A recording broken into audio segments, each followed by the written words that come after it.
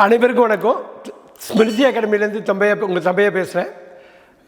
நிறைய பேர் followers subscribers இந்த கொஷின் கேட்டிருந்தாங்க. இஸ் வாஸ் என்ன டிஃப்ரென்ஸ் அப்படின்னு கேட்டிருந்தாங்க. அவங்களுக்காகவே இந்த வீடியோ பண்ணுறோம். ரொம்ப சிம்பிளாக தான் எக்ஸ்பிளைன் பண்ண போகிறேன். கவனமாக கவனிங்க. இஸ் வாஸ், இஸ்ஸுங்கிறது நிகழ்காலத்தை இப்போ நடக்கிறத குறிக்கும். வாஸ் அப்படிங்கிறது முன்னாடி நடந்து போனதை குறிக்கும். அது மட்டும் ஞாபகம் வச்சுக்கணும். வாஸ் பாஸ்ட்னு சொல்லுவாங்க, கடந்த காலத்தை குறிக்கும். இஸ் நிகழ்காலத்தை இப்போ நடக்கிறது குறிக்கும். ஒரே ஒரு எக்ஸாம்பிள் சொல்கிறேனே. ஹீ இஸ் அ டீச்சர் அப்படின்னா அவர் ஒரு ஆசிரியராக இருக்கிறார். இது மட்டும் ஞாபகம் வச்சுக்கோங்க. அவர் ஒரு ஆசிரியராக இருக்கிறார். He is a teacher. இங்கே இஸ்ஸுங்கிறது இருக்கிறார் அப்படிங்கிற சொல்கிறதுக்காக வருது. அப்போ இருக்கிறாருன்னா இப்போ அவர் வாத்தியாராக இருக்கார், டீச்சராக இருக்கார். பட் அதே சமயத்தில் ஹீ வாஸ் எ டீச்சர் அப்படின்னு நீங்கள் சொன்னீங்கன்னா அவர் ஆசிரியராக இருந்தார். அதுதான் ரொம்ப முக்கியம். இருந்தார்.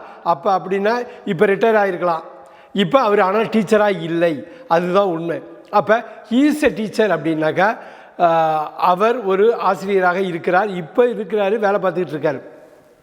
ஹீ வாஸ் எ டீச்சர்னா அவர் ஆசிரியராக இருந்தார், இப்போ வேலை பார்க்கல. இந்த உண்மையை தெரிந்து கொள்ள வேண்டும். இதுதான் அடிப்படையில் இஸ்ஸுக்கும் வாசுக்கும் உள்ள வித்தியாசம்.